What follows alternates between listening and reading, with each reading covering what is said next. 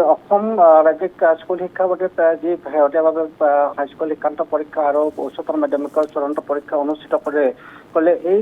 পৰীক্ষাৰ পিছতে এফচি এই বৈঠকত আজি কিছু সময় পূৰ্বে মিলিত হৈছিল ASSEBৰ অধ্যক্ষ RC জনৰ সৈতে আৰু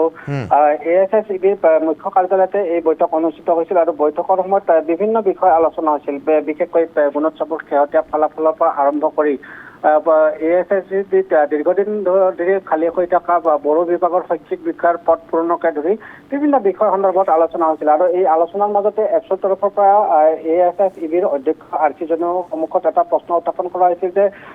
চলিত শিক্ষাবৰ্ষৰ হাইস্কুল শিক্ষান্ত পৰীক্ষা আৰু উচ্চতৰ মাধ্যমিকৰ চূড়ান্ত পৰীক্ষাৰ ফলাফল কেতিয়া ঘোষণা কৰা হ'ব আৰু এই বিষয়ত অধ্যক্ষ RC জৈনে এটা ইংগিত প্ৰদান কৰি উল্লেখ কৰিছিল যে সমাগত ৰঙালী বিহুৰ পূৰ্বেই হাইস্কুল শিক্ষান্ত পৰীক্ষাৰ ফলাফল ঘোষণা কৰিব পাৰি তাৰ কাৰণে ASSEBয়ে অব্যাহত ৰাখিছে আৰু যদি সকলো ঠিকে থাকে তেতিয়াহ'লে সমাগত ৰঙালী বিহুৰ পূৰ্বেই হাইস্কুল শিক্ষান্ত পৰীক্ষাৰ ফলাফল হয়তো ঘোষণা হ'ব এনেধৰণৰ এটা ইংগিত প্ৰদান কৰিছে সমান্তৰালকৈ চলিত শিক্ষাবৰ্ষৰ উচ্চতৰ মাধ্যমিকৰ যি চূড়ান্ত পৰীক্ষাৰ কেওটা আকাৰ কলা বিজ্ঞান বাণিজ্য আৰু কাৰিকৰী শাখাৰ যি ফলাফল ঘোষণা কৰিব লাগে সেই ঘোষণাও চলিত এপ্ৰিল মাহৰ শেষ সপ্তাহত নতুবা মে'ৰ প্ৰথম সপ্তাহতে ঘোষণা কৰাৰ কাৰণে তেওঁলোকে সকলো ধৰণৰ প্ৰস্তুতি ইতিমধ্যে অব্যাহত ৰাখিছে আৰু যদি সকলো ঠিকে থাকে হয়তো মে'ৰ প্ৰথম সপ্তাহৰ ভিতৰতে এই ফলাফল ঘোষণা হোৱাৰ যথেষ্ট সম্ভাৱনা থকা বুলি ASSEBৰ অধ্যক্ষ RC জৈনে এফচিৰ আগত অৱগত কৰা বুলি এফচিৰ সভাপতি দীপেন বড়োৱে ইতিমধ্যে আমাৰ আগত উল্লেখ কৰিছে আৰু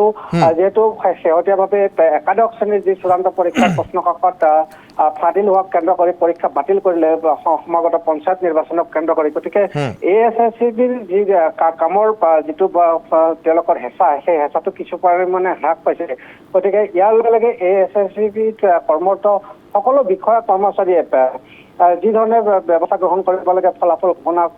কৰাৰ ক্ষেত্ৰত তেওঁলোকে খৰতকীয়াভাৱে এই প্ৰক্ৰিয়াত চামিল হ'বলৈ সক্ষম হৈছে কাৰণ ইতিমধ্যে হাইস্কুল শিক্ষান্ত পৰীক্ষা আৰু উচ্চতৰ মাধ্যমিকৰ কেওটা শাখাৰ বা প্ৰশ্ন কাকতসমূহৰ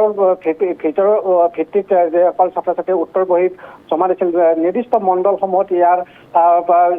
যি উত্তৰ বহী চোৱাৰ ব্যৱস্থা আছিল সেই ব্যৱস্থা ইতিমধ্যে সম্পূৰ্ণ হৈছে তাৰপিছত তেওঁলোকে মাৰ্কশ্বিট আৰু যি ৰিজাল্ট গেজেট তাৰ কাৰণে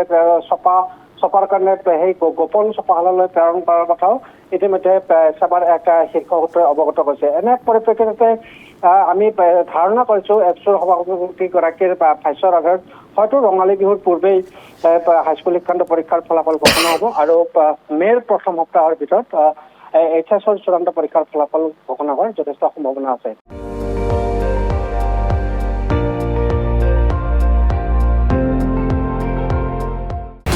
আপুনি চাই আছে ND24